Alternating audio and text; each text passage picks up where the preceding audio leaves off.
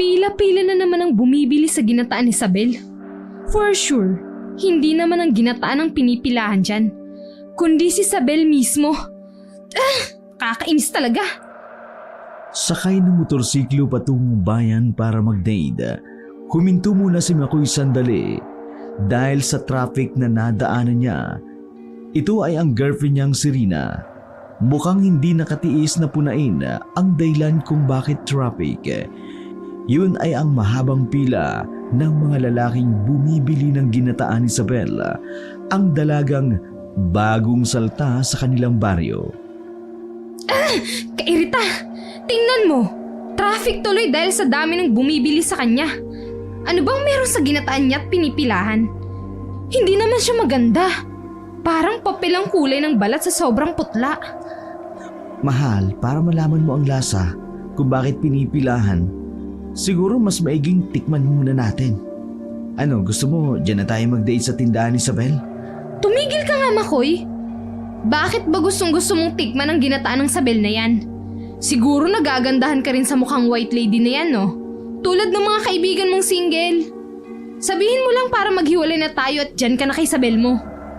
Mahal naman, binibiro lang naman kita eh. Hindi ka na mabiro. Tara na nga, wala ng traffic. Ay, ewan. Imbis na masaya ako sa date natin naiirita ako. Mahal, joke lang yun. Hindi ako titikim ng ginataan ni Isabel, promise. Talaga lang ha? Talagang talaga. O siya, sige na.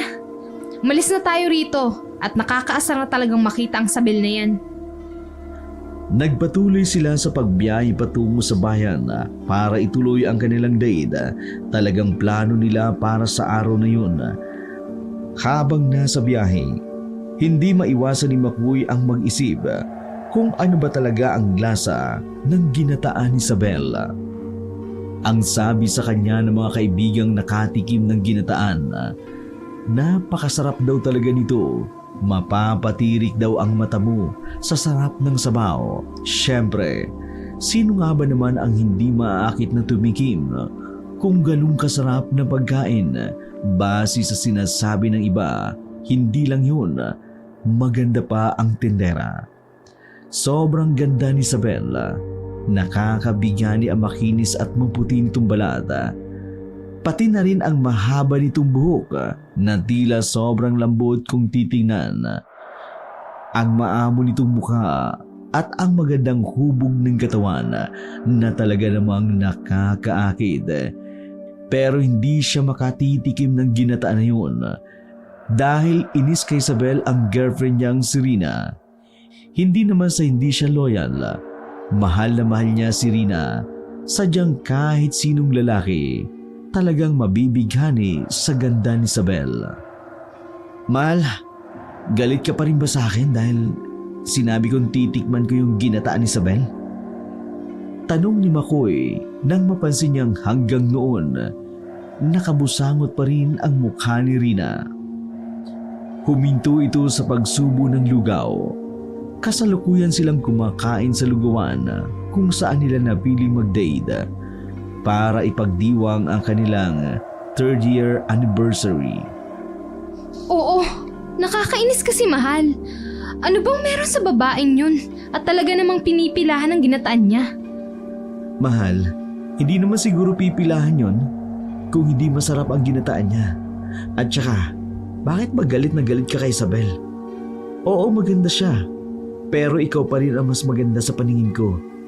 Kaya hindi ka dapat ma-insecure o magselo sa kanya. At sino bang nagsabing insecure at nagsiselos ako sa kanya? Ay, hindi ba mahal? Eh bakit kanya ng reaksyon mo sa tuwing nadadaanan natin ang tindahan ni Isabel? Bumuntong hininga si Rina bago sumagot. Ganito ang reaksyon ko dahil nakakairita ang paraan kung paano siya tumingin sa tao. Natingnan na niya ako at kahit babae ako, para bang inaakit niya ako. Para bang sinasabi niyang... Pinaliit ni Rina ang kanyang mga mata. Kinagat ang labi bago nagpatuloy sa pagsasalita. Halika, tikman mo ang masarap na sabaw ng ginataan ko. Kaagad namang napahagalpak ng tawa si Makoy sa sinabi ng kanyang girlfriend. Bahagya niya tuloy pinisil-pisil ang pisngi nito bago ito tumugon. Hayaan mo, mahal. Titikman ko yung masarap na sabaw mo mamaya. Namilog ang mga mata ni Rina sa kalubingon sa paligid. Mahal, ano ka ba? Baka mamaya may makarinig sa atin. Hayaan mo sila mainggan sa narinig nila. Hindi lahat nakakatikim nun. Hinampas siya ni Rina bago sila parehong natawang itinuloy ang pagkain ng lugaw. Kaya mahal na mahal ni Makoy si Rina dahil simple lamang ito. Hindi na kailangan pa ng magarbong date. Kahit sa ihawan, lugawan o kahit sa anumang kainan mura lamang, ayos lamang sa kanya. Kung re-regaluhan niya naman ng mahal si Rina, nagre-reklamo ito at sasabihin at sinasabihan pa siyang ipunin na lamang ang pera kaysa naman ibili pa ng pangregalo sa kanya. Lumipas ang ilang araw. Matapos ang 3rd anniversary ni Makoy at Rina, naging abala si Rina sa pagre-review para sa nalalapit ditong licensure examination for teacher. Mahal, mukhang magta-top 1 ka sa exam. Sobrang sipag mo mag-review. Ayokong maging overconfident, Makoy. Alam mo naman yung nangyari last year, di ba? Hindi ako nakapasa. Kaya ayokong umasa ng mataas. Ang mahalaga sa akin ngayon ay makapasa ako. Hindi na kailangan nasa top list. Sabagay. Pero mahal, i-manifest na natin yung pagkapasa mo. I-claim na natin na papasa ka. Huwag ka na mag-isip ng negative. Okay na yun. Okay? Hindi ko mapigilan eh. Paano kung hindi pa rin ako makapasa? Paano kung hindi na talaga matupad yung pangarap ko na maging licensed teacher? E di magpapakasal na lang tayo. Wala namang problema dun eh. Kahit nasa bahay ka lang, okay lang. Alagaan mo lang magiging mga anak natin. Gumawa na tayo at bubuo tayo ng isang classroom. Mga 10 estudyante para ikaw ang magiging teacher nila. Loko ka talaga. Magbihis ka na nga ng uniform mo at pumasok ka na sa trabaho. Baka mamaya, pagalitan ka na naman ni Victor dahil late ka. Sige mahal, aalis na ako Good luck sa pagre-review mo. 1 taon na rin mula na magsama sila ni Rina sa iisang bahay. Hindi naman tumutol ang mga magulang nila kahit pa nag-aaral si Rina. Basta raw hindi muna mabuntis si Rina para magamit pa niya ang kanyang pinag-aralan bilang isang teacher. Ipinangako nilang dalawa na magiging licensed teacher muna si Rina bago sila magkaroon ng anak. Mahal na mahal talaga ni Makoy si Rina. Para sa kanya, siya ang babaeng pakakasalan niya at sasamahan niya habang buhay. Pre, ang tagal mo namang lumabas ng bahay nyo. Bumaon ka ba muna bago lumabas? Si Raulo ka talaga. Pero oo, energizer ko sa umaga yun eh. Ay grabe, sana all. Pero magagawa ko rin yan kapag nakatsyempo ako manligaw kay Isabel. Ang hirap tsyempohan na siya lang mag-isa eh. Sobrang busy sa pagtitinda ng ginataan. Bahagyang natuwa si Makoy. Huminto ang mga motorsiklo nila sa harap ng tindahan ng ginataan ni Isabel dahil kagaya ng araw-araw na senaryo. Mahaba naman ang pila at talagang nagkakaroon pa ng traffic sa daan. Naku Victor, tingnan mo, ang dami mong kakompetensya. Sadyang masarap lang talaga ang itinitinda niyang ginataan. Kaya marami ang bumibili. Bakit hindi mo tikman para malaman mo? Naku, di pwede. At bakit hindi naman pwede? Mura lang naman ang ginataan ni Isabel. Wala pa ngang 50 pesos ang presyo. Busog na busog ka na. Di nga pwede. Magagalit sa akin si Rina kapag kumain ako ng ginataang binibenta ni Isabel. At bakit naman? Di ko nga rin maintindihan eh. Pero inis na inis siya kay Isabel. Mga babae talaga. Alam mo Makoy, napaka-under-desire mo talaga no? Hindi pa naman kayo kasal at wala pa namang anak. Pero sunod-sunuran ka na sa girlfriend mo. Imbis na makipagtalo kay Victor, nanahimik na lamang si Makoy. Ang totoo niyan, naiinis siya sa ipinararatang sa kanya ng kaibigan. Hindi naman siya under desire. Mahal niya lang talaga si Rina at ayaw niyang mag-away sila. Sakaling malaman nitong kumain siya ng ginataang tinda ni Isabel.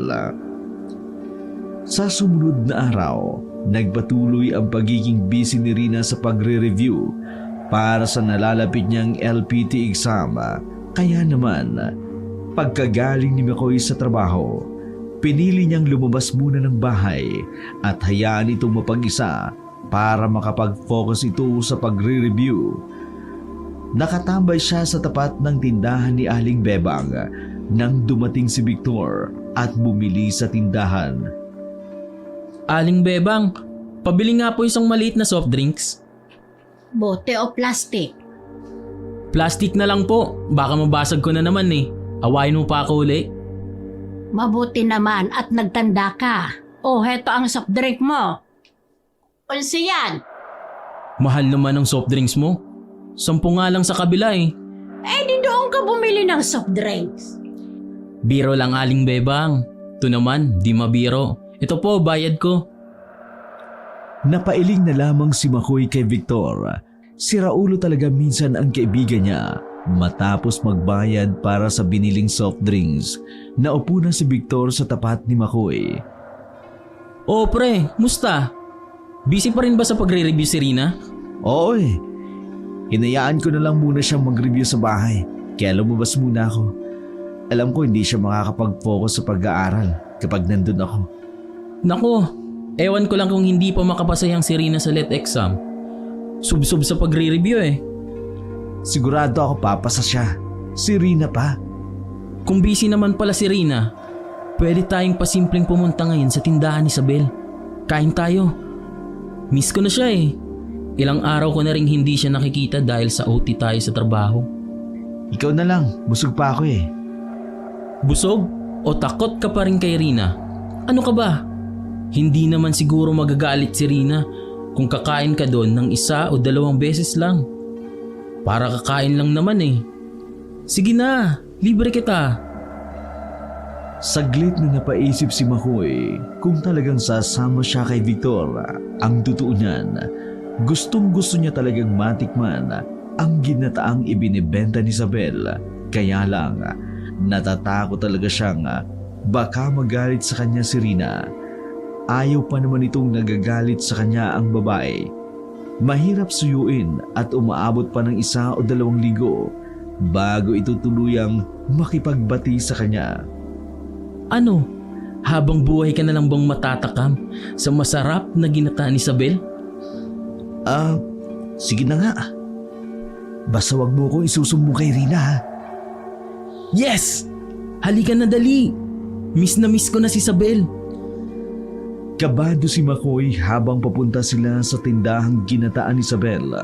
Wala namang mali sa gagawin niya. Kakain lang naman sila ng ginataan. Wala naman siyang ibang balak. Pero ang isiping pwedeng magalit si Rina, doon talaga siya kinakabahan. Nang makarating sila sa tindahan, kaagad na binati sila nang nakangiting si Isabel. Hello, Victor. Ilang araw din kitang hindi nakita Oo nga eh. Overtime kasi kami nitong mga nakaraan. Kaya hindi ako makapagmerienda rito. Ganun ba? O, bili ka na. Mainit pa to. Kaluluto ko lang nito kanina. Panghuling batch nito ng ginataan. Batch? Takang tanong ni Makoy. Alam niya ang ibig sabihin nun. Sadyang hindi niya lang mapaniwalaan. Oo, 3 kaldero na ang nailuto ko sa maghapon. Ibig sabihin 3 batch na ang naibenta ko. Kita mo pre, ganun katindi ang sarap ng ginataan ni Isabel. Sino nga pala siya? Bagong customer mo, kaibigan ko. Inaya ko siya para matikman niya rin ang sarap ng ginataan mo. Pagbilhan mo nga kami ng 2 order ng ginataan. Sige, sana magustuhan mo ang ginataan ko. Ngumiti na lamang si Makoy imbis na sumagot. Nabighani kasi siya sa ganda ng dalaga. Ang totoo, natulala talaga siya. Hindi mahanap ang tamang salita na dapat niyang sabihin ngayon. Oh, eto na. Enjoy kayong dalawa sa ginataang ko. Siyempre naman, i-enjoy ko talaga to. Sasairin ko pati ang sabaw. Eto pala, bayad namin. Kaagad na kinuha ni Victor ang plastic na may lamang ginataan. Saka nilingon si Makoy. Tara na pre, kainin na natin to bago pa lumamig. Mahaba na rin ang pila eh. Sige pre, tara na. Bilisan natin, baka hanapin ako ni Rina. Nagsimula na silang maglakad paalis, pero bago yun, sumulyap na muna pabalik kay Isabel. Nakita niya namang nakatingin din ito sa kanya, na biglang nagpabilis ng tibok ng puso niya dahil sa paraan ng pagtitig nito sa kanya na para kasing nang aakid. Ano pre? Ang tagal mong maglakad. Akala ko ba ayaw mong mahuli ka ni Rina? Oo. Bilisan na nga natin. Dumiretso na sila sa bahay nila Victor. Pagkatapos ay si Victor na mismo ang naghain sa kanya ng ginataan sa mangkok. Pagkalapag ba lang ni Victor ng mangkok sa harapan niya, kaagad na dumantay ang matamis na amoy ng ginataan. Umuusok pa ito sa init. Nanuyo ang kanyang lalamunan at natakam. Oh pre, kutsara mo. Kain na tayo. Matapos noon, sumandok na siya sa ginataan. Hinipan niya muna iyon at nagdalawang isip kung kakain ba siya. Sana nga lang tama si Victor. Sana tama siya na hindi magagalit ng gusto si Rina. Humugot siya ng malalim na hininga at sa huli, sinubo niya iyon at nilasahan. O ano pre, masarap ba? Excited na tanong ni Victor. Ang sarap nga. Ito na yung pinakamasarap na ginataang natikman ko. Ang ginataan ata ni Isabel, ang pinakamasarap at pinakamalinamnam na ginataan na natikman niya sa buong buhay niya. Hindi lang ito basta-basta matamis. May kung anong lasa ito na hindi matitikman sa ibang ginataan na natikman niya. Kaya pala pinagpipilahan talaga ito at mabilis na sumikat sa baryo nila dahil sa sarap nito. Oh, anong masasabi mo ngayong natikman mo na ang masarap na ginataan ni Isabel? Hindi ako nagsisisit na kinig ako sa iyo, Victor. Masarap talaga eh. Hindi pwedeng hindi ko ito matikman uli. Sabi ko sa iyo eh. Alam mo, paminsan-minsan, masarap din naman gawin ang bawal. At saka, kung malaman man ni Rina, imposible namang mag-away kayo ng gusto. Pwera na lang kung si Isabel mismo ang titikman mo. Sira ulo ko talaga. Bakit ko naman titikman si Isabel? Ito pa nga lang ginataan, takot na ako. Si Isabel pa kaya? At saka hindi kita papayagan pre. Akin si Isabel. At saka may Rina ka na. Sayong sayo na, hindi ko aagawin sayo. Nagtawanan silang dalawa, saka nagpatuloy sa pagkain hanggang sa matapos sila. Nagsimula ang araw-araw na pagmemeryenda ni Makoy at Victor sa ginataan ni Isabel. Dahil sa in-demand nga ang ginataan ni Isabel, pwede na rin kumain mismo sa may tindahan ni Isabel. Nagpatuloy sila sa pagkain. Hindi naman inalintanan ni Makoy kung magagalit man si Rina o hindi. Mahal na mahal niya ang girlfriend niya. Pero hindi niya alam kung bakit. Sa tuwing dadaan siya sa tindahan ng ginataan ni Isabel, tila nawawala siya sa wisyo niya at nabibighani sa ganda ng dalaga. May kung ano kay Isabel at sa ginataan nito na nagpapalimot sa kanya sa sobrang pagmamahal niya kay Rina. Grabe. Busog na busog ako . Hindi ko akalaing makakailang mangkok ako ng ginataan. Sabi ni Makoy habang hinihimas-himas pa niya ang kanyang tiyan dahil sa sobrang kabusugan. Dumigay pa siya. Pagkatapos ay sabay sila ni Victor na umangka sa motorsiklo nila saka tuluyang umalis. Ibig bang sabihin yan? Hindi ka natakot na mahuli ni Rina? Natatawa-tawa pa si Victor sa tanong niyang yun. Takot pa rin, pero hayaan mo na. Gaya ng sabi mo, imposible namang magalit siya ng gusto kung mahuli niya ako, di ba? Oo, masyado ka lang talagang takot nung umpisa. O di ba? Sulit naman ang pagkain doon. Bukod sa masarap at nabubusog na tayo, ang ganda pa ni Isabel. Mukha ngang nakakalimutan mo na ata nung may girlfriend ka tuwing tititig ka sa Isabel ko.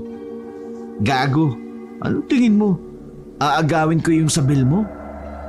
Aba, malay ko sa'yo. Bakit ganun ka na lang kung makatitig sa kanya? Parang hubaran mo na kung titigan mo eh. Gusto ko na ngang dukutin yung mga mata mo kanina eh. Tiningnan ko lang pre, huwag mong sabihin nagsiselos ka. Di pa kayo niyan ha, pero siloso ka na. Tumawa si Makoy sa dulo ng sinabi niya. Naku Makoy, siguraduhin mo lang. Akin lang si Isabel. Huwag mong kalimutang may girlfriend ka. Hindi ko makakalimutan yun. Sobrang mahal ko si Rina at hindi ko siya ipagpapalit sa iba. Pagdating sa bahay, kaagad na ipinarada ni Makoy ang motorsiklo niya. Napabuntong hininga siya dahil sa kabang nararamdaman niya dahil sa mga sinabi ni Victor. Ang totoo, talagang naaakit siya kay Isabel. Pinipigilan lamang niya ang sarili dahil mahal niya si Rina. Pagpasok niya sa bahay, naabutan niya si Rina na abala sa pagluluto. Ngumiti siya rito at dumiretso sa kusina sa kaniyakap ang dalaga mula sa likuran. Wow, mahal! Hindi ka na ba busy ngayon at nagluto ka na? Sana hinintay mo ako para ako na yung magluto. Ano ka ba? Naaawan na ako sa'yo eh. Kasi kahit galing ka sa trabaho, ikaw pa rin ang nagluluto. Ang sweet mo naman, mahal. Ano nga palang niluluto mo? Nagluluto ako ng ginataan. Nagkikrave kasi ako. Mabilis na kumabog ang dibdib niya sa kaba. Ha? Akala ko ba ayaw mo ng ginataan? Anong ayaw ko ng ginataan? Ayaw ko kay Isabel, hindi sa ginataan. Bakit? Naaalala mo si Isabel sa ginataang niluluto ko? Mahal naman. Umandar naman ang pagkaselosa mo. Bakit ko naman siya maalala? Sige nga, umupo ka na nga rito at titikman ko ang ginataan mo. Sigurado ako masarap yan. Kesa sa ginataan ni Isabel na yun. Siyempre no. Maganda lang yun, kaya maraming may gusto ng ginataan niya. Magaling kaya ako magluto nito. Hindi mo palang natitikman. Sige nga, patikim nga ako. Excited si Makoy na matikman ang ginataan ni Rina. Sa isip-isip niya, sa oras na matikman niya ang ginataang luto mismo ng girlfriend niya, siguradong kay Rina na siya magpapaluto at hindi na siya bibili ng ginataan ni Isabel. Ngunit iba sa inaasahan niya. Nang ihain na ni Rina ang ginataan, nakita niyang hindi ito ganong kabango o kalapot gaya ng luto ni Isabel. Inisip niyang baka sa itsura lang nito hindi maganda, kaya sumandok siya noon. Hinipan niya at tinikman. Masarap ba, mahal? Excited na tanong ni Rina. Nilunok ni Makoy ang ginataan. Oo naman, mahal. Ang sarap. Walang tatalo sa sarap nito. Talaga? O diba, sabi ko sa'yo, masarap ako magluto niyan. Kaya wag na wag mong titikman ang luto ni Isabel. Ginataan ko lang ang titikman mo. Pagbabanta ni Rina sa kanya na naging dahilan para masamid siya. Oh mahal, dahan-dahan lang. Alam kong masarap ang luto ko. Pero hindi mo naman kailangan madaliin ang pagkain. Natawa pa si Rina nang abutan siya nito ng tubig. Sorry mahal, ang sarap kasi. O sige na, kain ka lang dyan mahal. Nga pala, hindi na muna ako magre-review ngayon. Bukas na kasi ang exam eh. Ay, oo nga pala, mahal. Bakit yung kailan bukas ang exam, saka ka hindi magre-review? Mahal, kapag nag-review ako ngayon, gugulo lang ang utak ko. Mas natatandaan ko kasi kapag matagal ko nang na-review. Kaysa yung nakaraan lang. Ganun ba? Sigurado ka ba dyan? So, pwede ka ngayong gabi. Anong sinasabi mo, Makoy? Nagpanggap na inosente ang girlfriend niya, pero kaagad na inangat baba ni Makoy ang kanyang magkabilang kilay. Ngumiti ng nakakaloko. Alam mo na, ang tagal na kasi, sobrang busy ka. Parang sira to. Sige na nga. Ang totoo niyan, hindi talaga nagustuhan ni Makoy ang lasa ng ginataan ni Rina. Hindi naman pangit ang lasa nito. Pero siguro, dahil sobrang sarap siya sa ginataan ni Isabel, hindi niya na-appreciate ang sarap ng luto ni Rina. Nagigilty siya, pero mas nangingimbabaw talaga ang kagustuhan ni Makoy. Natikman muli ang ginataan ni Isabel. Ang pagkain niya ng ginataan nito ay naging tila addiction niya. Hinahanap-hanap niya at inaaraw-araw talaga. Minsan ay nakakadalawa o nakakatatlong bowl siya hanggang sa... Makoy! Makoy, nasan ka? Bumukas ang pinto sa bahay nila. Abala si Makoy sa pag-aayos ng trabaho niya. Nang marinig ang sigaw ni Rina, kaagad siyang lumabas ng kwarto. At naabutan niyang halos umuusok ang ilong ni Rina sa sobrang galit. Mahal, anong nangyari sa'yo at bakit galit na galit ka? Ano tong nababalitaan ko na araw-araw ka raw nagme-merienda sa tindahan ng ginataan ni Isabel, ha? Namilog ang mga mata niya sa gulat. Anong sinasabi mo? Saan mo naman narinig yan? Tuloy-tuloy tumulo ang mga luwas sa mata ni Rina. Hindi niya alam kung anong sasabihin niya. Ngayong unang beses niya lang nakitang umiyak ang girlfriend niya. Akala mo hindi ko malalaman, ha? Na palagi kang kumakain sa tindahan ng Isabel na yan? Hindi ba sinabihin na kita na huwag kang kakain dun dahil hindi ko gusto si Isabel? Mahal, teka muna. Kumalma ka lang. Wala naman akong ginagawang masama. Hindi pa natatapos ang sasabihin niya nang bigla siyang hampasin ni Rina sa kanyang dibdib. Pinaghahampas siya nito habang umiiyak. So inaamin mo na kumakain ka nga doon, ha? Sumagot ka, Makoy! Sumagot ka! Oo! Kumakain nga ako doon, mahal. Pero ano naman mali sa ginagawa ko? Kumakain lang naman ako ng ginataan. Hindi naman si Isabel ang pinupuntahan ko doon, kundi ang ginataang binibenta niya. Kahit na, Makoy! Naririnig mo ba ang sarili mo, ha? Nangako ka sa akin na hindi ka bibili doon. Pero anong ginawa mo? Binali mo ang tiwala ko sa'yo. Sa muling pagkakataon ay hinampas ni Isabel si Makoy. Sinalo niya ang mga kamao nito. Pinigilan niya si Rina dahil nasasaktan na siya sa ginagawa nito. Alam mo, Rina, sumusobra ka na. Ano bang kasalanan ginawa sa'yo ni Isabel? Para ganito maging tingin mo sa kanya. Talagang masarap naman ang ginataang binibenta niya eh. Bakit hindi mo tikman para malaman mo?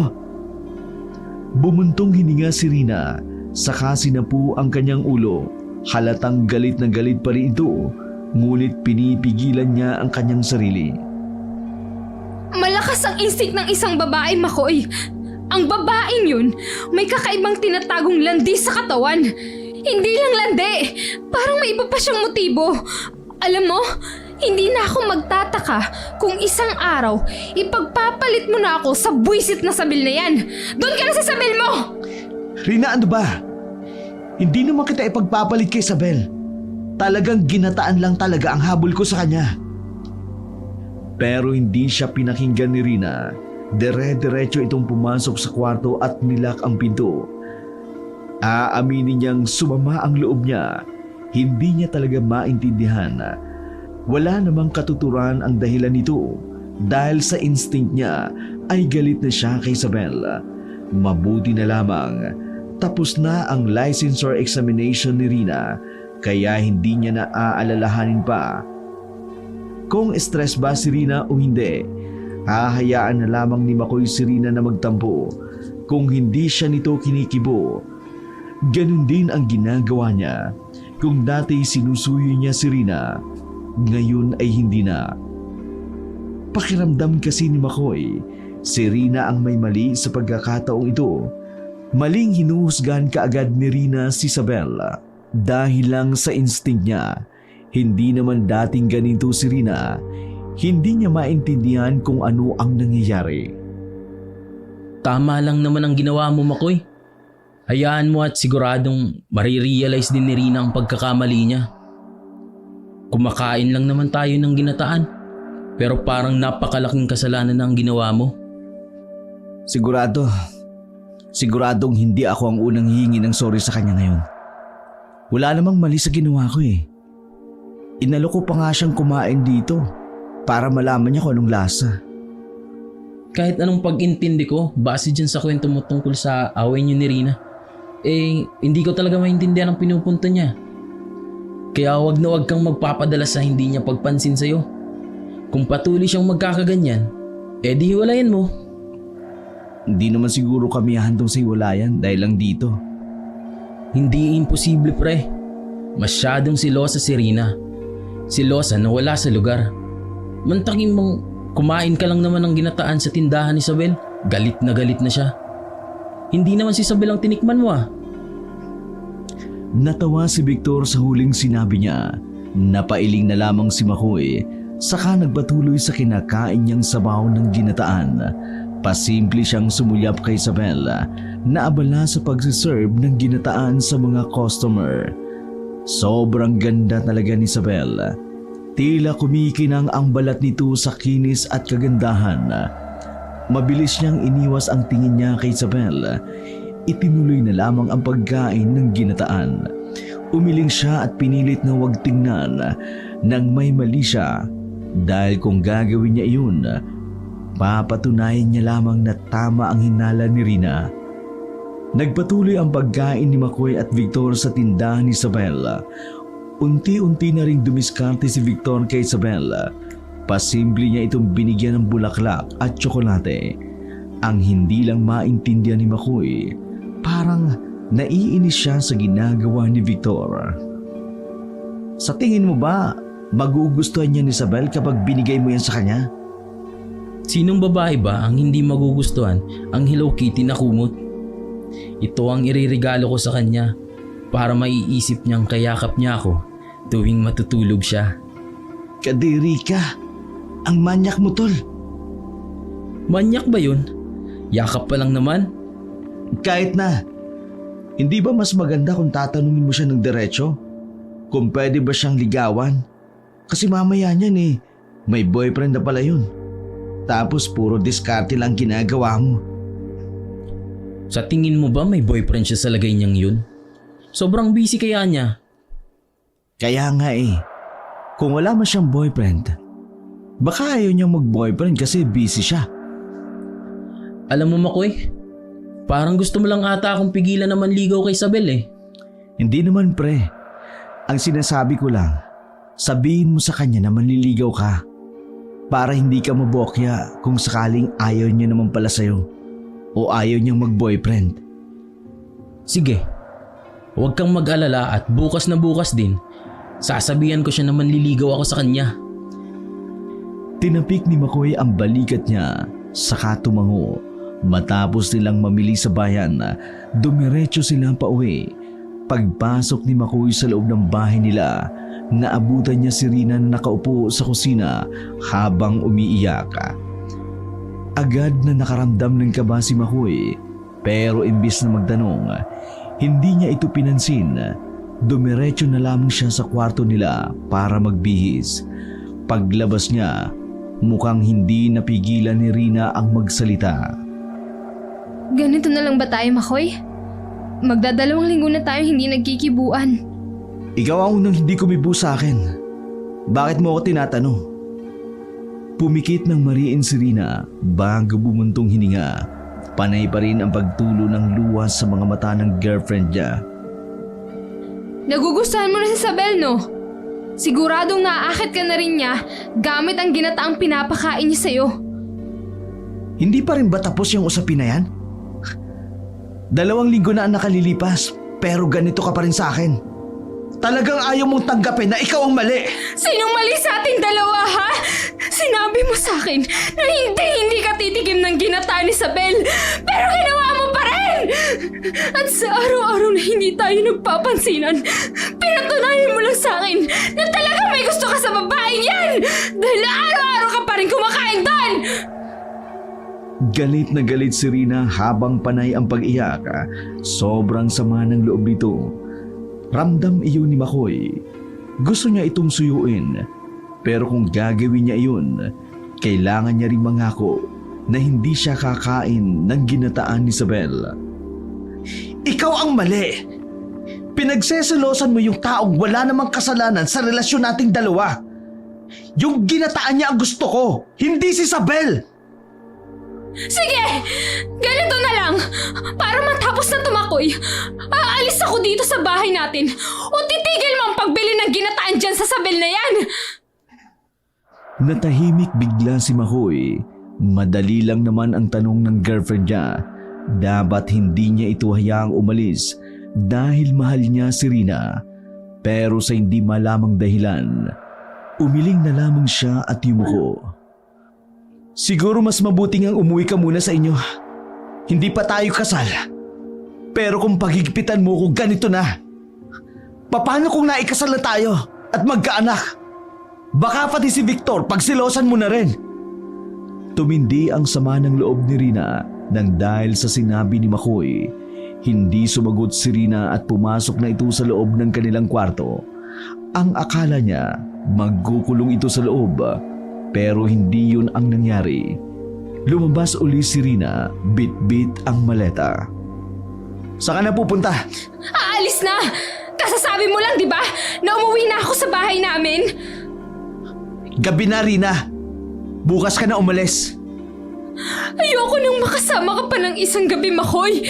Isang gabing kasama ka nga, pero hindi naman kita ramdam. Rina, ano ba? Paano ko mapahamak ka sa daan? Huwag mo na akong intindihin, Makoy! Hindi na muling nagsalita pa si Makoy. Lumabas na ng bahay si Rina. Gusto niya sanang habulin ito at sabihin hindi na siya uli kakain sa tindahan ni Isabel. Pero may kung anong bumubulong sa kanya. Nahayaan na lamang si Rina.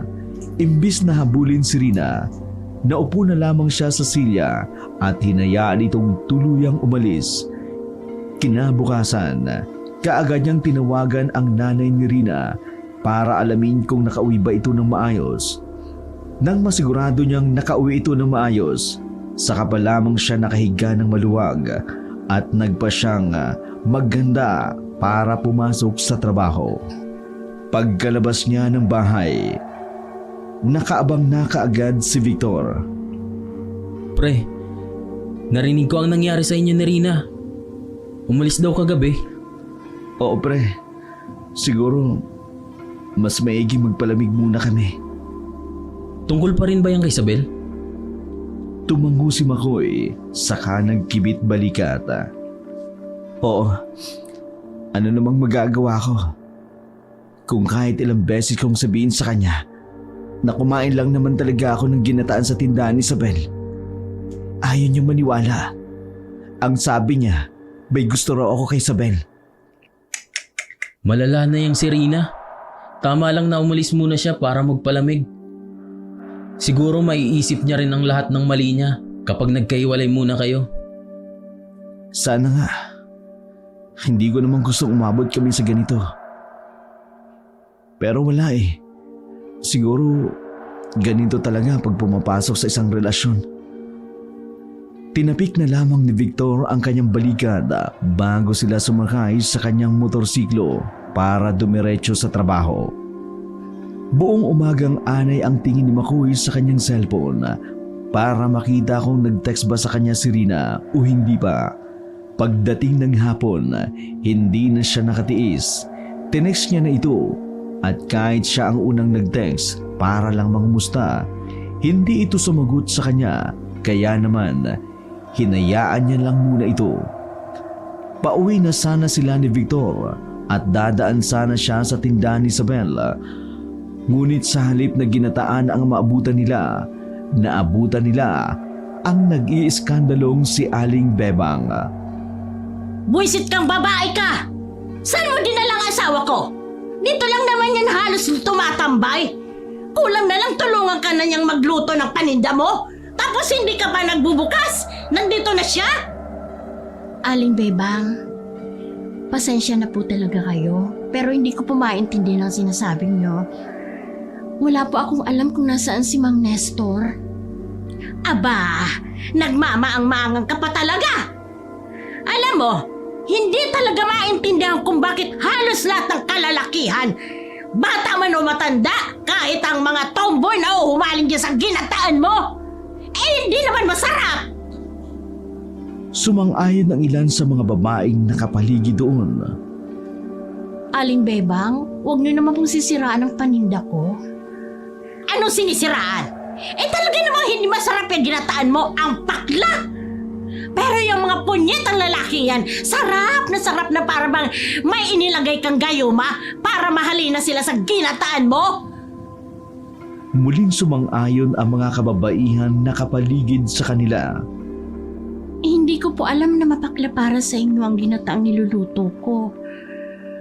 Baka ho, magkaiba lang ang panlasa ng mga lalaki kaysa sa mga babae. Sarkastikong napatawa si Aling Bebang sa sinabi ni Isabel.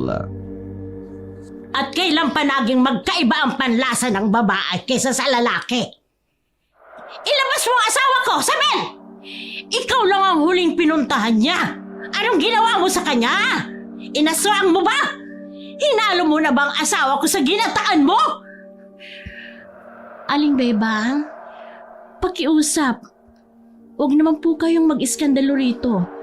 Hindi ko po talaga alam kung nasaan si Mang Nestor. Habang si Victor at Makoy hindi na nakatiis, kaagad na tumawag si Victor sa barangay Tanod para ipadampot si Aling Bebang na hindi talaga tumitigil sa pag-iiskandalo.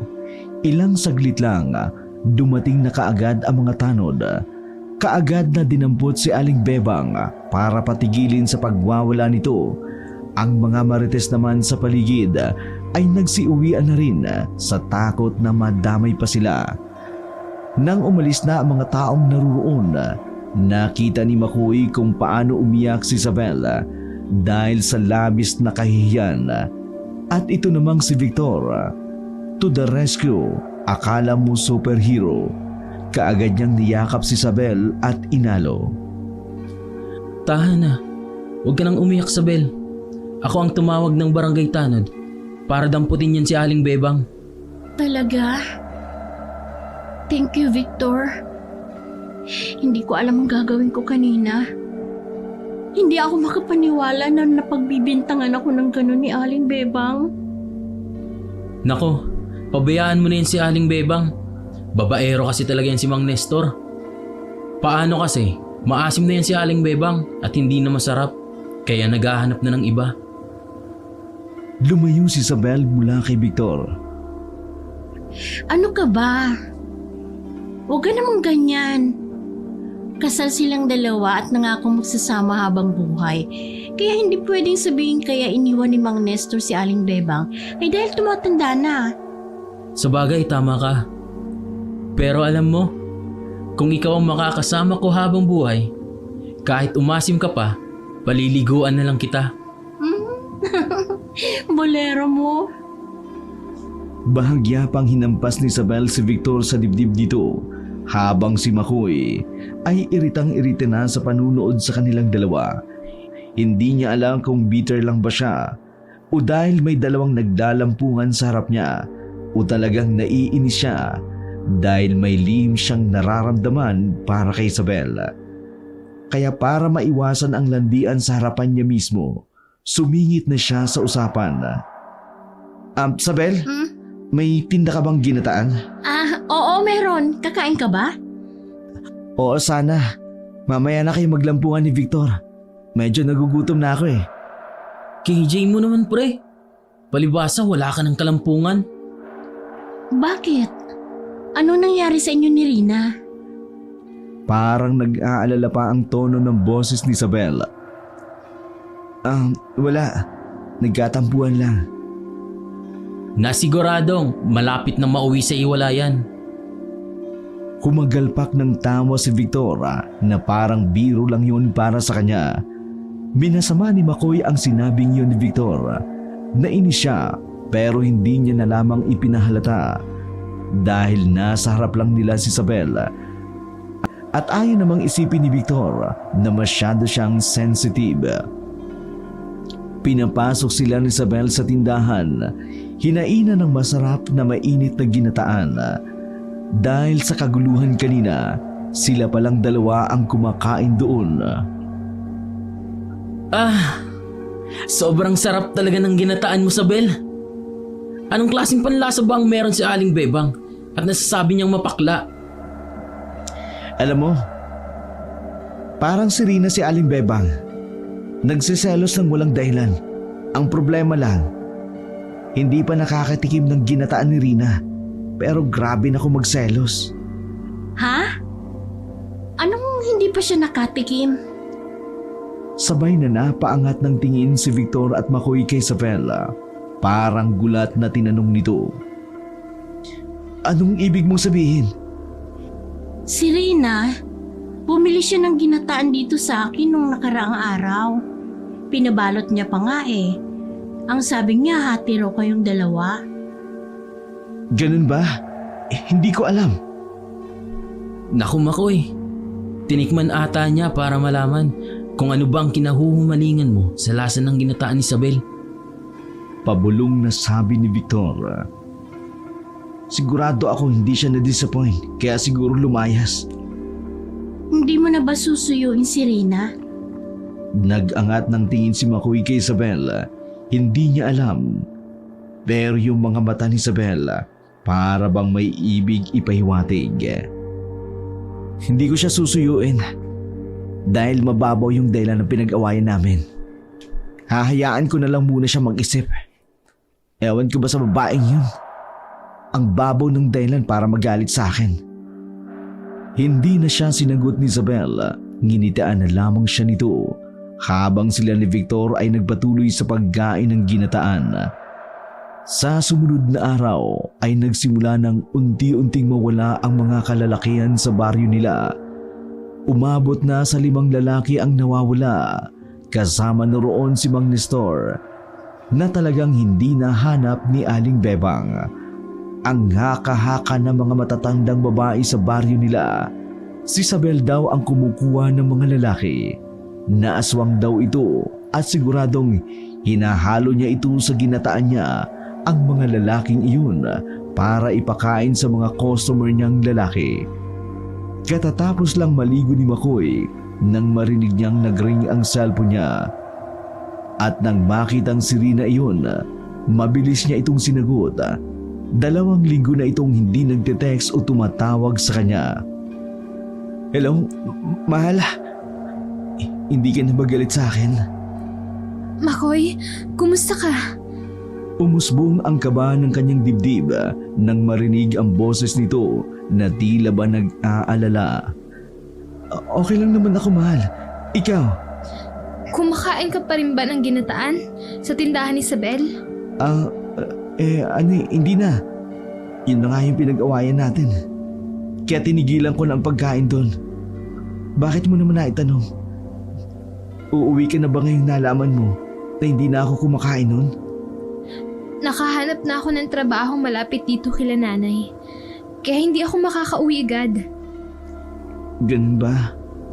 Miss na kita eh. McCoy, wag ka nang kakain ulit ng ginataan ni Isabel ha. Usap-usapan niya yun na kinukuha niya ang mga lalaki at sinasawag sa ginataan niya. Mahal naman, nagpapaniwala ka talaga sa mga sabi-sabi ng matatanda. Wala namang aswang. McCoy, mas mabuti nang nag-iingat. Sarap na sarap ko pa naman sa ginataan ni Isabel. Samantalang ako, Tinikman ko ang ginataan niya. At talagang napakapangit ang lasa. Mapait na mapakla. Kung nasasarapan ng mga lalaki sa lasa ng tinda niya, abang kami mga babae hindi. Malamang may ginawa siya kaya nasasarapan kayo sa luto niya. Saglit na hindi nakasagot si Makoy. Nainis siya sa mga ipinaratang ni Rina kay Isabel, pero ayaw niya sana makipagtalo rito. Kaya imbis na sagutin niya si Rina, sumang-ayon na lamang siya rito. Sige mahal, hindi na ako kakain ng ginataan ni Isabel. Promise mo yan ha? Oo, promise. Kung ganun, uuwi ako dyan sa Sabado. Namimiss na rin kita mahal eh. Alam ni Makoy na mag-aaway uli sila ni Rina kapag nalaman itong kumakain pa rin siya ng ginataan ni Isabel. Pero hanggat hindi umuwi si Rina, palihim muna siyang kumakain doon. Sa kanya na lang iisipin ang gagawin kapag nakauwi na ito. Kasalukuyan silang kumakain ng ginataan. Ngayong araw ang huling araw na malaya nang makakakain si Makoy ng ginataan ni Isabel dahil bukas ay uuwi na si Rina. Pre, sa tingin ko, sasagutin na ako ni Isabel. Ganun ba pre? Naku, congratulations. Pakakasalan ko kaagad siya pag sinagot niya ako. Ayaw ko na siyang pakawalan. Ako ang pinakamaraming makakaing handa niyan kapag nangyari yan. Nagtawanan na lamang silang dalawa habang patuloy na kumakain. Ang totoo niyan, hindi talaga natutuwa si Makoy. Gusto niyang sapakin ang mukha ng kaibigan dahil ang totoo, gusto niya rin talaga si Isabel. Nalilito siya sa tunay niyang nararamdaman. Kung babalikan niya pa ba si Rina o susubukan niya ring ligawan si Isabel kahit alam niyang pwede sila mag-away ni Victor. Teka lang pre banyo muna ako. Kumulubig lahat yan ko. Sige pre, hintayin kita sa labas ha. Sabay na silang tumayo. Si Victor ay tumungo sa banyo sa tindahan ni Isabel habang si Makoy naman ay lalabas sana pero napahinto siya nang tawagin siya ni Isabel. Makoy, pwede pa tayo mag-usap saglit? Bakit? May aaminin sana ako sa'yo. Naguguluhan man, hindi na nakapagsalita pa si Makoy nang hawakan ni Isabel ang kamay niya at hinatak siya patungo sa loob ng kusina. Nabigla siya nang marahan siyang itulak ng dalaga sa may pader. Hinawakan ang magkabila niyang pisngi. Kitang-kita niya ang pag-aalala sa mukha ni Isabel habang nakatitig sa mga mata niya. Isabel, ano bang sasabihin mo? Hindi ko na talaga maitatago ang nararamdaman ko para sa iyo, Makoy. Hinayaan ko lang talagang manligaw sa akin si Victor para mas mapalapit sa iyo. Pero hindi ko na kaya. Gustong-gusto talaga kita. Nagulat si Makoy sa sinabi ni Isabel. Sobrang lakas ng kabog ng dibdib niya nang dahil sa kaba. Hinawakan ni Isabel ang pisngi niya. Marahan itong hinaplos. Isabel, may girlfriend ako. Ibig ko sabihin, anong gagawin natin kay Victor kapag nalaman niyang ako pala ang gusto mo? Gusto niya sanang sabihin may girlfriend siya pero kaagad niya yung sinabi dahil talagang sobrang naaakit siya kay Isabel. Nahuhumaling siya sa mabangong amoy nito, sa maganda nitong mga mata at nag-iinit ang buong katawan niya habang magkadikit ang kanilang mga katawan. Gusto mo rin ba ako, Makoy? Ano? Paano si Victor? Kung sasabihin mo sa akin ang nararamdaman mo, magagawa natin ang solusyon ng tungkol kay Victor. Walang makakapigil sa ating dalawa kung pareho natin gusto ang isa't isa. Oo, Isabel. Gusto rin kita. Tuluyan nang nawala sa wisyo si Makoy, lalo na nang halikan siya ni Isabel. Nawala siya sa katinuan. Nakalimutan niya si Rina at nagpasakop sa apoy na ibinigay nito sa kanya. Mamayang gabi, pumunta ka sa bahay ko at ipararamdam ko sa iyo kung gaano kita kagusto, Makoy. Anong gagawin natin sa bahay mo? Basta, Makoy, puntahan mo ako. Nasabik si McCoy na pumunta sa bahay ni Isabel. Hindi niya sinabi kay Victor ang sinabi sa kanya ni Isabel. At nagkunwari na lamang siyang suportado niya pa rin ang kaibigan sa panliligaw nito. Nang makauwi na siya sa bahay, naligo siya agad. Halos siluri niya ang bawat sulok ng katawan niya. Nagbihis siya ng maganda at nagpabango para maakit niya ng gusto si Isabel. Inamoy-amoy niya ang sariling hininga, inayos ang buhok bago niya kinatok ang pinto ng bahay. Isabel! Nandito na ako! Ilang saglit pa, bumukas na ang pinto at bumungad ang maladyosang si Isabel. Nakasuot ito ng nakakaakit na kulay puting bestida. Nakitang-kita ang kaputian nito. Nakangiti ito ng malawak habang nakatingin sa kanya. Pasok ka.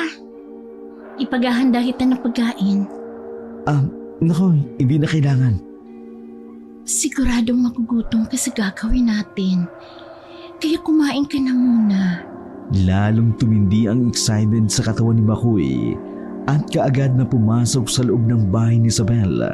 Pero pagpasok niya, kaagad na bumalot ang mabango at matamis na amoy sa kanyang ilong. Pinaupo siya ni Isabel bago ito kumuha ng makakain niya. Bumalik ito na may dalang ginataan at tubig. Kain ka na muna. Maliligo lang ako saglit.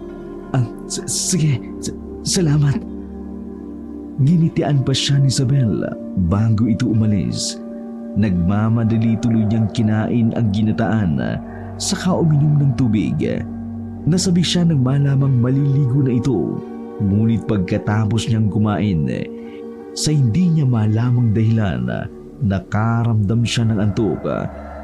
Sinubukan niyang labanan ang antok na nararamdaman niya, pero ilang saglit lang, tuluyan na siyang nakatulog. Pagdilat niya ng kanyang mga mata, bumungad sa kanya ang madilim na paligid. Bumalot ang masangsang na amoy sa kanyang ilong, amoy ng nabubulok na patay. Nang maalala niyang pumunta siya sa bahay ni Isabela, nagmamadali siyang bumangon sa kanyang kinahihigaan. Ngunit nagimbal siya sa nakita sa paligid. Puno ng ulo ng iba't ibang ulo ng mga lalaki ang nakalagay sa isang shelves na naroon. Diyos ko! Ano ito? Kahit nanginginig ang kanyang katawan sa tindi ng takot, nagmamadali siyang lumayo mula sa kinahihigaan niya. May mga dugo pa ang metal na lamesang iyon.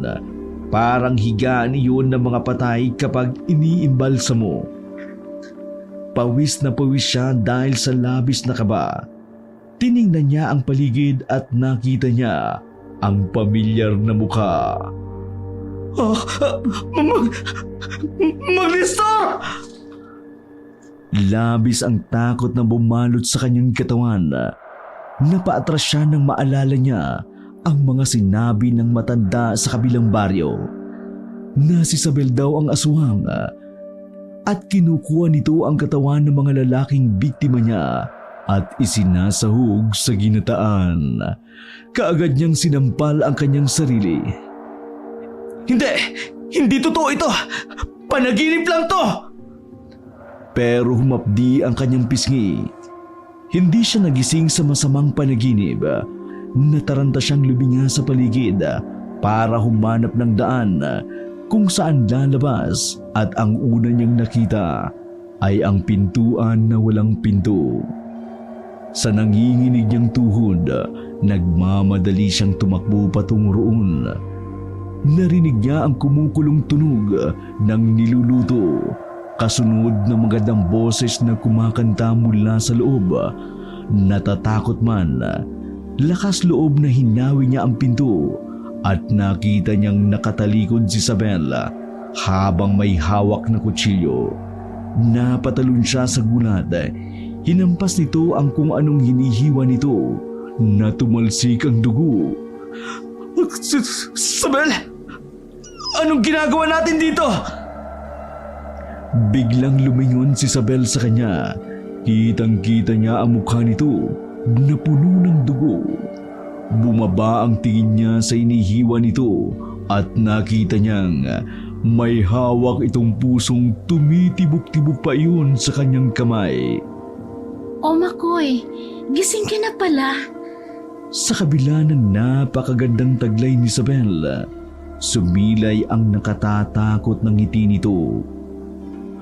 Nakita kasi ni Makoy ang dugo sa mga ngipin nito. Naanimoy may kinagat itong madugo. Isabel! Anong ibig sabihin nito? Makoy, di ba sabi ko ipakikita ko kung gaano kita kamahal? Dahil mahal kita, ipinakita ko sa iyo ang sikreto ko. Ang secret ingredient para maging masarap ang ginataang niluluto ko. Secret ingredient?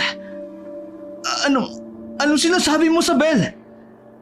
Tama ang hinala ng mga matatanda dito sa baryo nyo. Mga lalaki ang sahog ng ginataang ko. Puso nyong mga lalaki. Ang sarap, di ba? Ano? Demonyo ka! Mabilis na nasuka si Makoy sa na-realize niyang kumain siya ng taong hindi niya alam. Diring-diri siya, napakalaking tanga niya para hindi pansinin ang mga babala ng mga taong nakapaligid sa kanya, lalo na si Rina. Sukang-suka siya, halos hindi yun matapos.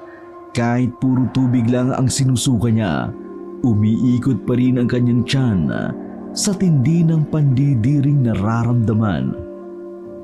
Makoy, bakit mo naman isinuka ang mga pinakain ko sa iyong ginataan?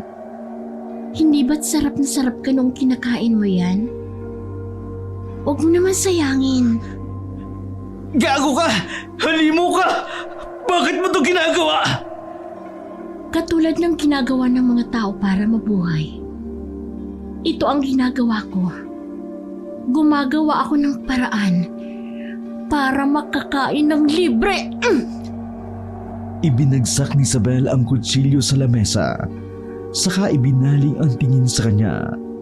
Kung kanina'y nasasabik siyang lumapit sa kanya si Isabel, ngayon ay nanginginig na siya sa takot.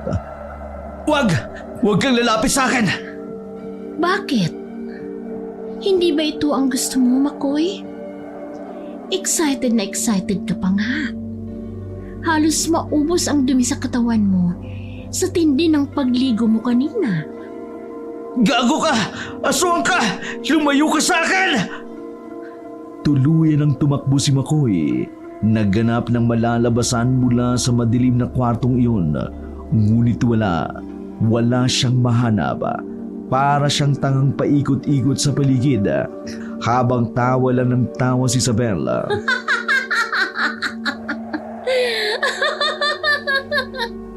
Anong akala mo? Makakatakas ka sa akin, Makoy? Hindi! Halika! Kakainin kita! Hindi mo ko maisasama sa biktima mo! Isabel! Talaga? Tingnan natin kung hindi mo kainin ang mga salita mo. Sa gulat ni Makoy, bigla na lamang tumalon si Isabel patungo sa kanya. Dinakma siya nito. Nahulog siya sa malamig at masangsang na sahig. Pumaibabaw sa kanya si Isabel. Ang mukha nito ay halos isubsob niya na sa kanya. Ready ka na ba, Makoy? Lumayo ka sa akin! Tulong!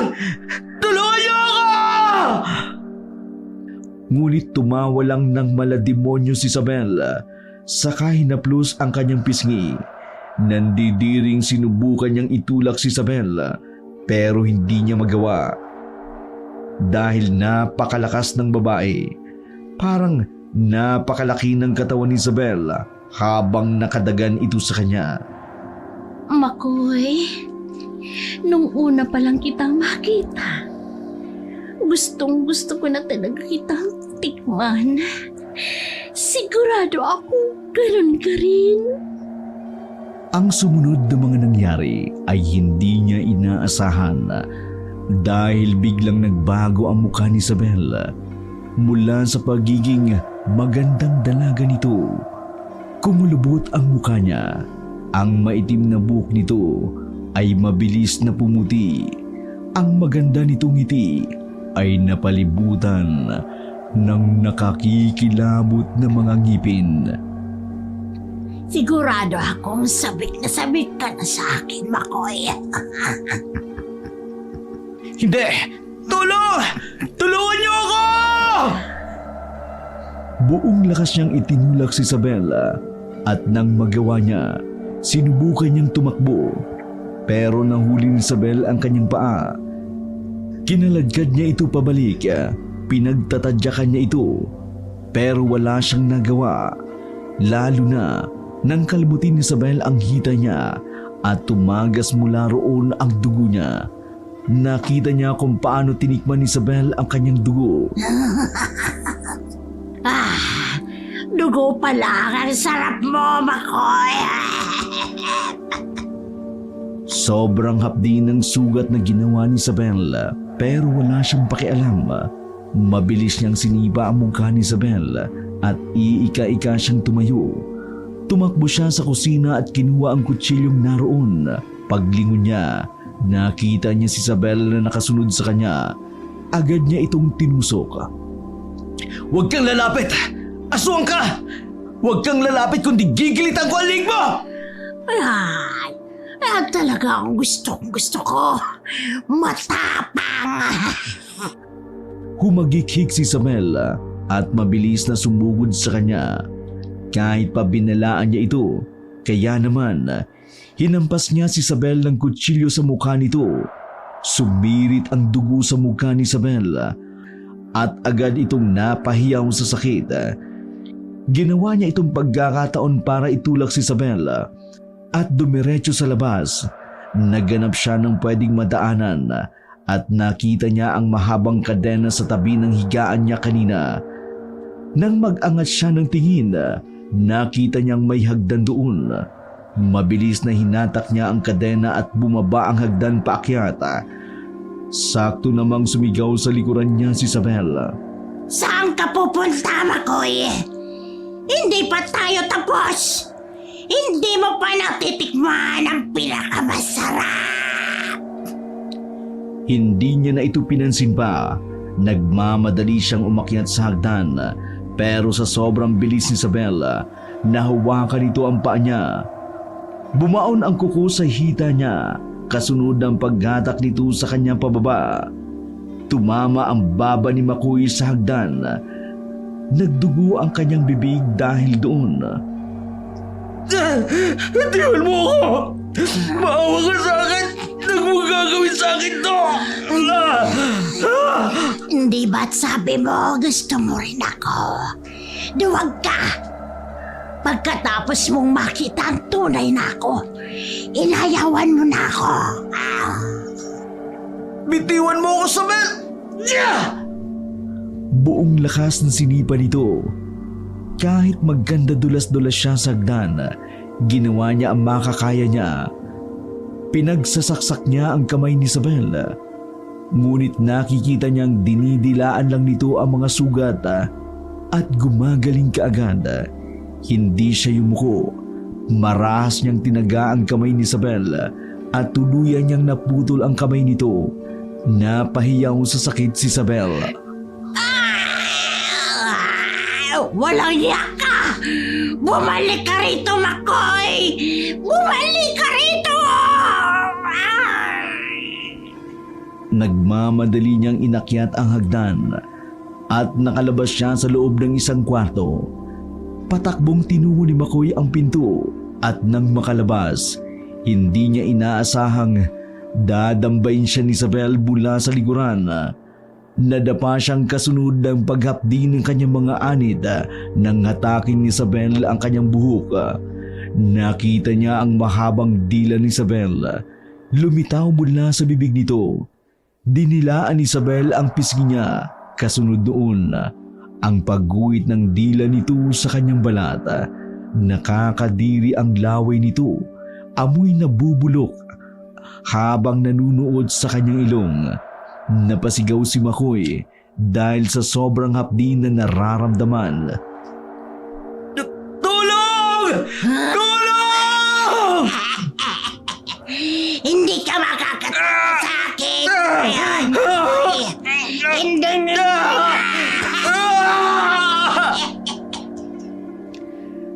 Tahimik na napadasal na lamang si Makoy sa isip niya habang naghihintay ng kanyang kamatayan.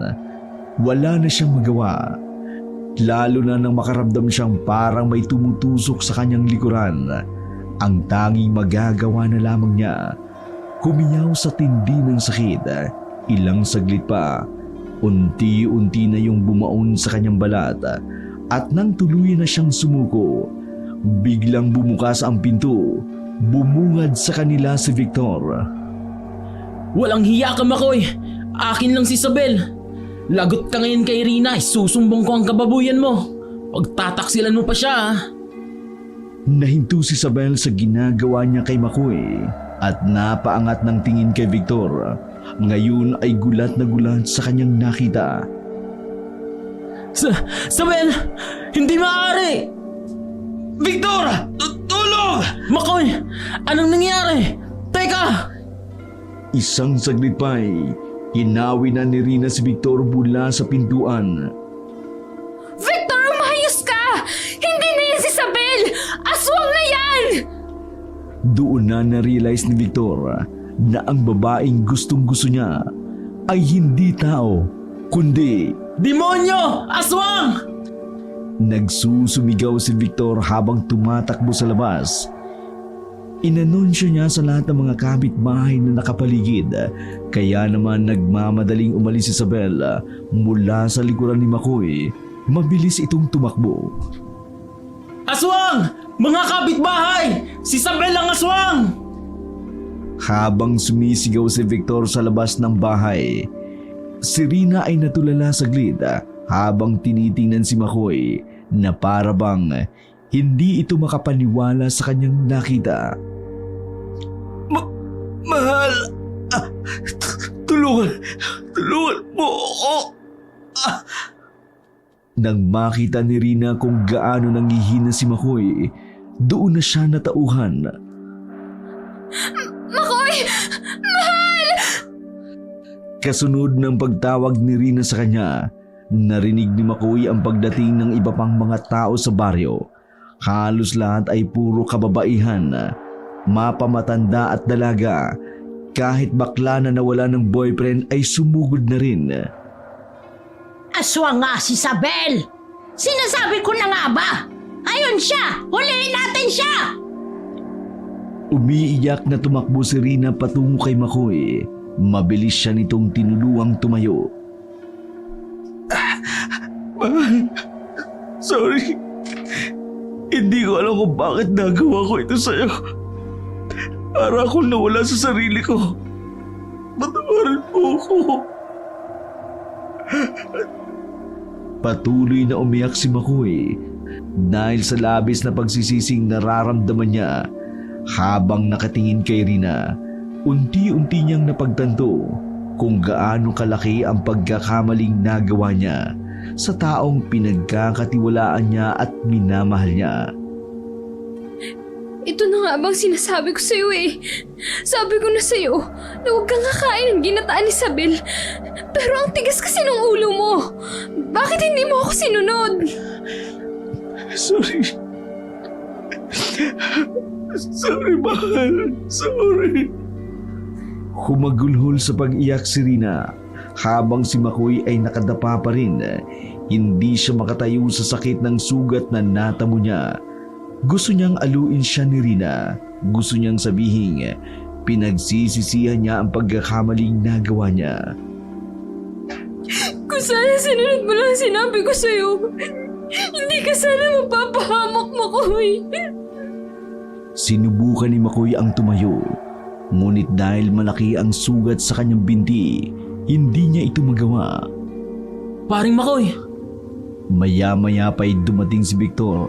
Kaagad na lumapit kay Makoy. Tinulungan siya nitong makatayo. Sa kabilang gilid niya ay si Rina naman ang nakaalalay sa kanya. Gago ko pre. Kung hindi kita isinumbong kay Rina, kinakain ka na sana namin bukas. Bakit ka ba kasi sumama kay Isabel? Mali ko bang kakainin niya ako? Marahas na hinampas ni Rina ang balikat ni Makoy. Aray, mahal. Hindi ko akalain na magagawa mo akong lokohin, Makoy. Humanda ka talaga sa akin kapag gumaling ka. Sa ngayon, hindi na muna kita aawayin dahil marami ka pang sugat. Pasensya na talaga kayong dalawa. Nang tuluyan silang makalabas mula sa bahay ni Isabela, nakita nilang pinagtulong-tulungan ng mga tao si Isabela. Pinaghahagisan nila ito ng asin at bawang. Ang iba naman, pinaghahambas siya ng walis tinting at buntot pagi. Wag! Maawa kayo sa akin! Wag! Matapos mong kainin ang asawa ko, maawa kami sa'yo! Kumain din naman kayo! Kinain niyo rin sila! Kasunod doon, muling pinaghagisan ni Aling Bebang si Isabel ng asin. Unti-unting umusok ang katawan nito habang humihiyaw sa labis na sakit. Nakakaawa siyang tingnan, ngunit kung iisipin ang lahat ng pagpatay na nagawa ni Isabel, kulang pa ang buhay niya bilang kabayaran sa ginawa niya sa mga kalalakihan sa kanilang baryo. Ilang araw ding nasa ospital si Makoy at habang nasa ospital siya, si Rina ang nasa tabi niya para alagaan siya. Malaki ang naging pagsisisi ni Makoy dahil sa nagawa niya kay Rina. Kung noong una pa lang ay sinunod niya na si Rina, hindi na sana siya kumain ng ginataan. Hindi na sana sila aabot sa puntong magkakaroon sila ng samaan ng loob. Nahinto si Makoy sa pag-iisip nang bumukas ang pinto ng ward kung saan siya naruroon. Pumasok si Victor na may dalang paper bag. Malaki ang ngiti nito sa kanya. Nang maupo ito sa isang monoblock, katabi ng kamang higaan niya. Ito na ang damit na pinadala ni Rina. Bumili lang siya ng pagkain at pupunta na rin siya dito. Nga pala pre, di na ba masakit ang mga sugat mo? Hindi na. Malapit na gumaling eh. Yan kasi ang napapala ng pagsama mo sa babaeng hindi naman dapat sa'yo. Kung hindi ako pumunta doon, ikaw, malamang, ikaw yung kinatay kagaya ni Mang Nestor. Puti na lang talaga ikaw. Galit na galit pa naman ako sa'yo nung makita kitang pumasok sa bahay ni Isabel. Buti na nga lang at ikaw ang pumasok doon. Kung hindi, hindi natin malalaman na aswang pala talaga siya. Oo nga no. Kasi kung ikaw yun, hindi kita maliligtas. Dahil hindi kita susugurin sa bahay ni Isabel. Ako ang superhero mo pre. Pasalamat ka ha. Salamat. You are my superhero. Nagtawanan silang dalawa sa joke na yon. Ilang saglit pa, si Rina naman ang pumasok sa loob ng wardroom. Malaki ang ngiti nito habang hawak ang plastic na may lamang pagkain. Nang mailapag na nito ang plastic sa ibabaw ng lamesa, kaagad na pinakita nito ang hawak niyang cellphone. Nanlaki ang mga mata ni Makoy nang makita ang nasa screen nito. Congratulations, mahal! Sa wakas, licensed teacher ka na! Salamat, mahal! Hindi ako makapaniwala na makakapasa ako! Paanong hindi ka makakapasa?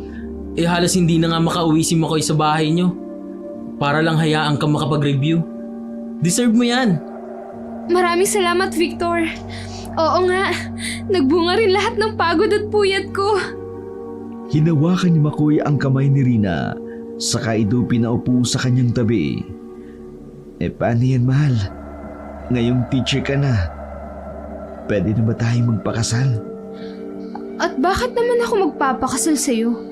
Kung hindi naman ako siguradong hindi ka natitikim ng ibang putahe. Mahal naman, Hindi na talaga. Dalang-dala na ako sa nangyari. Baka sa susunod, talagang hindi na ako makaligtas. Hindi mo na ako ililigtas kapag ginawa ko pa yun. Mabuti at alam mo. Kaya nga, magpasal na tayo, mahal. Nagpakyut pa si Makoy sa harap ni Rina. Kaagad namang sinukuan ng dalaga. Habang si Victor ay hindi nakatiis sa sobrang sweet nilang dalawa. Diyan na nga kayo. Iyo kayo. Kadiri. Palibasa single. Yung binabalak mong gawing girlfriend, aswang pala. Huwag mo nang ipaalala, Makoy. Nagkunwari pang umiyak si Victor bago ito tuluyang lumabas. Ilang buwan ang matuling na lumipas. Nakarecover na ang baryo nila mula sa trahedyang idinulot ni Isabel. Hindi madali ang ginawang panunuyo ni Makoy kay Rina dahil nawala ang tiwala nito sa kanya. Alam ni Rina na pwedeng nagayuman ni Isabel si Makoy kagaya ng ilang kalalakihang nahalina kay Isabel. Ngunit kung sa una pa lang, hindi na tumikim si Makoy sa ginataan ni Isabel, wala sanang ganoong mangyayari. Ngayon ay naiintindihan na ni Makoy ang kahalagaan ng tiwala sa isang relasyon. Kahit isang simpleng bagay lang, kung babaliwalain, maaaring makasira ng relasyon.